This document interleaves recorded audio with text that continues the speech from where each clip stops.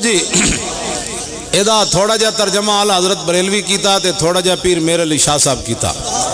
الطیف سرا من طلعته والشذو بدا من وفرته فسکرت ہونا من نظرته نینا دیاں فوجاں جد چڑیاں دو ابرو کوس مثال دسن جت نوکے میادے تیر چھٹن اور لباں سرخا کھان کے لال یمن چٹے دند موتی دیا ہل لڑیاں اے صورت نو میں جان آکھاں جانان کے جانے جہان آکھاں اور سچ آکھاں تے رب دی شان آکھاں جس شان تو شانہ سب بڑیاں. یہ صورت ہے بے صورت تھی بے صورت ظاہر صورت تھی بے رنگ دسے اس مورت تھی وچ وحدت پھٹیاں جد گھڑیاں. میں تھے کیوں آیا تسی کیوں آئے شاہ جی قبلہ نے لکھن روپے تھے کیوں لائے.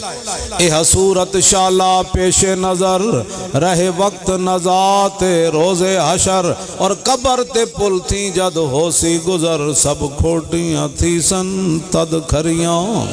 لاہو مختو مخطط برد یمن من بھامری جھلک دکھاؤ سجن او مٹھیاں گالی الاؤ مٹھن جو ہمرا وادی سن کریاں اینا سکھ دیاں تے کرلان دیاں تے لکھواری صدقے جان دیاں تے اینا بردیاں مفت وکان دیاں تے شلاوت بھی آمن او گھڑیاں او سبحان اللہ ما اجمل کا ما احسن کا ما اکمل کا او کتھے مہر علی کتھے تیری سنا گستاخ اکھیاں کتھے جا لڑیاں.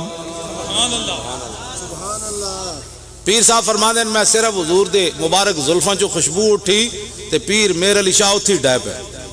میں حیران ہونا شاہ جی کئی لوگ کہتے ہیں مجھے اتنی بار زیارت ہوئی میں کہو گیلانی سید جنہوں حضور فرمایا تو میرا پتر ہے وہ ایک جھلک نہ ویکھ سکے پیر میرے علی شاہ تو اتنی باری زیارت کی تھی پھر نہ بدلیا. پیر صاحب زیارت کی تھی تو پھر پیر صاحب نال ہویا کی لکھیا پڑھیا سب بھلا رہی ایک نام سجن دا گا رہی رگ رگ تے لوں لوں ساہاں نال دل لگیا بے پرواہ نال اور جتھے دم مرن دی نہیں مجال صلی علیہ ذوالجلال. پیر صاحب نہ حضور شاہ جی بنیا کیتی بھج کے وانگ کباب ہوئے فرمانے صرف ایک جھلک وے کیتی بھج کے وانگ کباب. لوگ عجیب باتاں کرتے ہیں چلے جب حضور دی زیارت ہو جائے پھر گل مک جاندی کائنات پھر اس تو بعد کیڑی تمنا کائنات رہ جائے.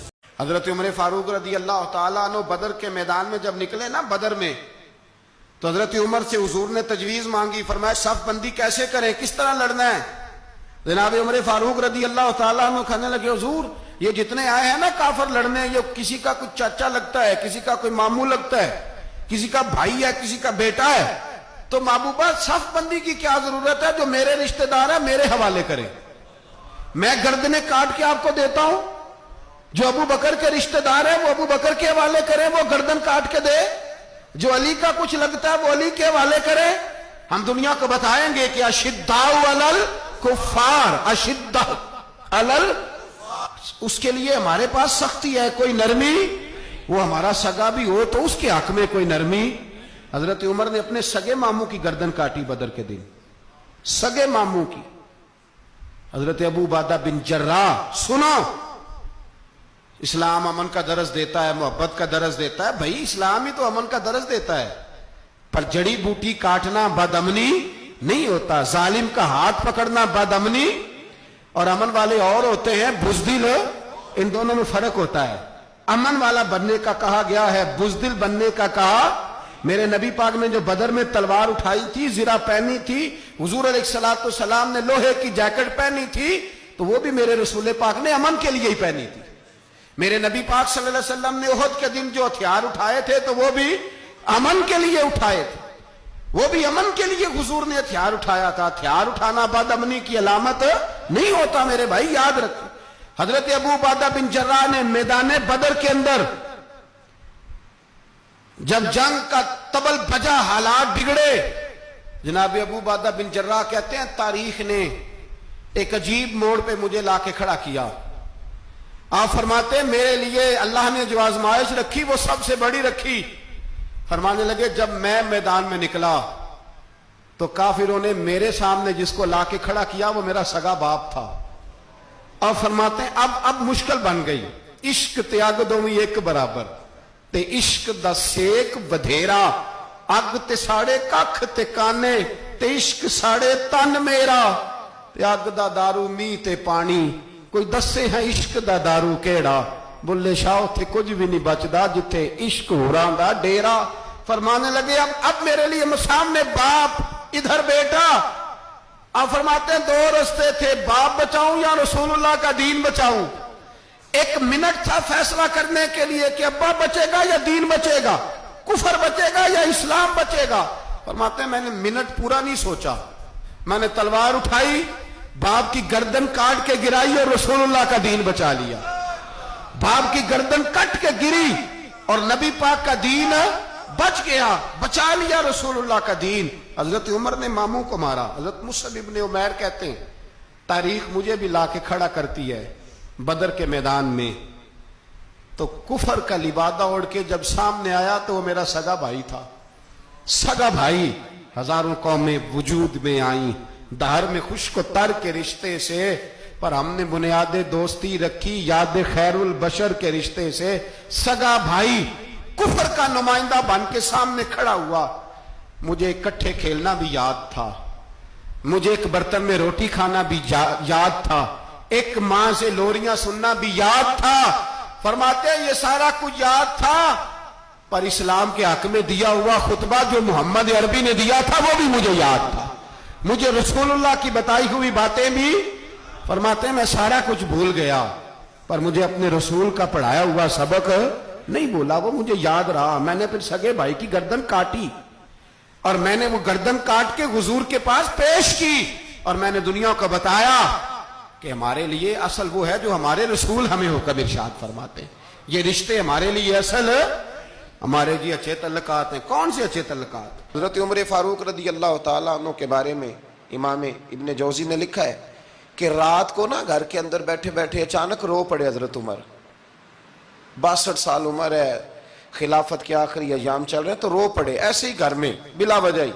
आपकी अहलिया ने, जौजा ने बेटे को उठाया, फरमाया पता करो तुम्हारे बाप को क्या मसला है, कहीं कोई तकलीफ तो नहीं, दर्द तो नहीं. साहबजादे आए, अब्बा जी क्या बात है? फरमाया अम्मा को बुलाओ. सब लोग जमा हो गए तो जनाब उमर फारूक रदी अल्लाह तआला अन्हु फरमाने लगे कि बैठो मेरे इर्द गिर्द. सब बैठ गए तो फरमाने लगे आज जब मैं मस्जिद से निकला था तो मेरे नबी पाक के सच्चे सहाबा, सच्चे रसूल के सच्चे सहाबा, हुजूर के सच्चे गुलाम ये कह रहे थे कि उमर बड़ा ही अच्छा है, अदल वाला है, इंसाफ वाला है. तो अब्बा जी इसमें रोने वाली क्या बात है? तो फरमाने लगे डर ये लगता है कि बाहर तो मैं अच्छा था, कहीं घर में तो नहीं कोताहियां करता रहा. मेरी बात पे तवज्जो करना, कहीं घर में आप बातें सुन लें तो शायद जितनी मैं करता हूं दूसरा कारी कोई ना सके, लेकिन जब अमल के रास्ते पे हम निकलते हैं तो वो मसदूद है, वो बंद है. अमल किसने करना है? आप कोई आयत पढ़ें तो यहां गलती निकालने वाले 20 लोग मिल जाएंगे, 20 लोग, लेकिन उस आयत पे अमल करने वाले कितने मिलेंगे? तो हजरत उमर फारूक रो रहे थे, कहने लगे कहीं तुम्हारे हुकूक तो नहीं पामाल करता रहा. तो आपकी अहलिया ने जब सुना तो वो कहने लगी उमर मुझे तो बड़ा पुराना शिकवा है, आपका जाहो जलाल इतना था मैं बात नहीं कर सकी. उमर तुमने सारा दिन मस्जिद में गुजार दिया और सारी रात निकाब ओढ़ के मदीने की गलियों में गुजार दी, मैं तो जिंदगी की कोई खुशी देख ही नहीं सकी. चाह तो मेरे अंदर भी थे ना कि मेरा शौहर कुछ घड़ियां बैठता, कहीं मुझे लेके जाता, तो मैं तो कुछ नहीं देखा, मुझे बड़ा शिकवा है. तो हज़रत उमर कहने लगे चल अल्लाह की रिजा के लिए माफ कर दे. भाई माफी बीवी से नहीं मांगी जा रही, माफी अपनी गलती की मांगी जा रही. ये समझ लें, बीवी के लिए तो खामद का बहुत बड़ा मकाम है ना, लेकिन यहां गलती किस बात की है? अपनी कमजोरी पर गलती का इतराफ करके माजरत का सवाल किया जा रहा है. तो हजरत उमर कहने लगे माफ कर दे. तो अहलिया कहने लगी मैं नहीं माफ करती, मेरी शर्त पूरी करें. फरमाया वो क्या? फरमाने लगी क़यामत में जब अल्लाह आपके लिए जन्नत का हुक्म देगा तो आप मेरी सिफारिश करेंगे अल्लाह की बारगाह में? सिफारिश करेंगे कि या अल्लाह मुझे कपड़े धो के देती थी, मेरी इज्जत की हिफाजत करती थी, मेरे बिस्तर को पाक रखती थी, कहेंगे? तो हज़रत उमर फरमाने लगे तेरे साथ वादा रहा, रब ने अगर उमर को अपने फजल, अपने करम और अपने महबूब के सदके जन्नत दी तो उमर तेरे बगैर जन्नत में नहीं जाएगा. عمل کا رستہ، عمل کا رستہ. دیکھیں نا، 2 دفعہ استاد بات کرتا ہے، 2 دفعہ، اور کوئی زیادہ، ایک تو ہے نا کہ ایم اے اور جناب ایم ایڈ اور ایم فل اور پھر پی ایچ ڈی قسم کا استاد. ایک وہ جو matric P T C teacher ہے نا، وہ 2 دفعہ اسٹوڈنٹ کو کام کہے تو تیسری دفعہ وہ ناراض ہو جاتا ہے، کہتا ہے میں 2 دفعہ کہا ہے. بچے کو آپ 2 دفعہ کہتے ہیں اور اگر تیسری دفعہ کہنا پڑے تو غصہ آتا ہے نہیں آتا؟ بھئی تو نے اتنی دفعہ کہا، تو سمجھ نہیں رہا بات کو. اور اگر اللہ کریم قرآن مجید میں سینکڑوں دفعہ کہے نماز پڑھو، سینکڑوں دفعہ، اور یہ بہانے کر رہا ہے، یہ بھی پروگرام بنا رہا ہے، پھر کہتا ہے میں بے چین رہتا ہوں، میں بے قرار رہتا ہوں. عمل کا رستہ اس کو اختیار کریں، آپ سکون میں رہیں گے. بد عمل آدمی اور بے عمل آدمی یہ ہمیشہ پریشان رہتے ہیں.